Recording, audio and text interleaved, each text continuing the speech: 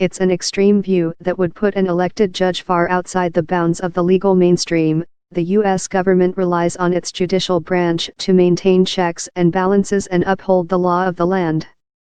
But, for more, there's no contradiction. The Vietnam veteran and lifelong Christian holds the view that the U.S. Constitution is a kind of extension of the Bible, and that the Founding Fathers intended their America to be a Christian nation. They don't want to do that, because that acknowledges a creator God, Moore argued. Buddha didn't create us.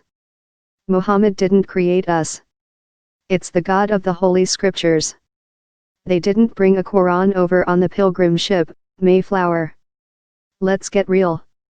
Let's go back and learn our history. Moore, who counts former White House chief strategist Steve Bannon, former Alaska Governor Sarah Palin, and Duck Dynasty star Phil Robertson among his supporters, has a long history of flouting U.S. law in favor of his own religious beliefs. In 1997, Moore defied a federal court order to halt Christian prayers before sessions and remove a homemade plaque of the Ten Commandments he kept in his courtroom. He countersued the ACLU for allegedly infringing upon his freedom of speech and declared that the Constitution is founded upon a fundamental belief in God. 4 years later, he erected a massive granite monument to the Ten Commandments in the Alabama Judicial Building in Montgomery. When a federal judge ordered Moore to remove the monument, he refused. As a result, Alabama's Judicial Ethics Panel removed Moore from office his first tenure as Chief Justice.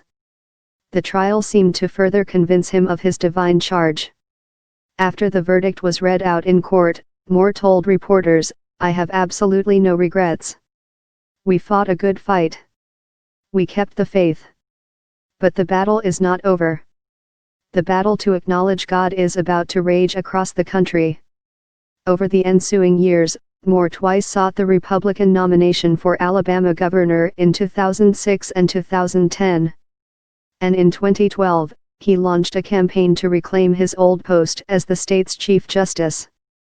Moore toured anti-abortion rallies during his campaign, telling crowds, "This is not just about religion, this is about law, the organic law of our country." For Moore, issues like abortion and same-sex relationships are part of this organic law and are as clearly defined as the law of gravity. "Sodomy is against the laws of nature," he told the Washington Post in a recent interview. "Let's say the court decides to get rid of the law of gravity and says you can jump off the Empire State Building. Can they do that?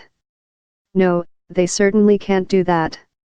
In a 2002 child custody case during his first term as Alabama Chief Justice, Moore called being gay an inherent evil and abhorrent, immoral, detestable, a crime against nature and a violation of the laws of nature and of nature's God.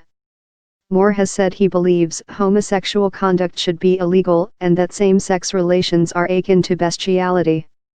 After the U.S. Supreme Court declared same-sex marriage legal in all 50 states, Moore, who'd been re-elected as Chief Justice of Alabama, instructed state judges to flout the order. In September 2016, he was once again removed from court for the remainder of his term. But he wasn't deterred. Moore announced his run for U.S. Senate several months later and continues to share his extreme views on the campaign trail. "There is no such thing as evolution," he recently told a Washington Post reporter. "That we came from a snake? No, I don't believe that." Equally ludicrous to Moore is the idea that non-Christian faiths have the same religious legitimacy as his own. During a campaign stop this summer, the candidate called Islam a false religion that's completely opposite with what our First Amendment stands for. He used the same logic in August to say that shootings are also a result of rulings against prayer in public schools and council meetings. "We've asked for it," Moore said at an event on defending religious liberties. "We've taken God out of everything." Moore's campaign did not immediately respond to a request for clarification of the former judge's comments.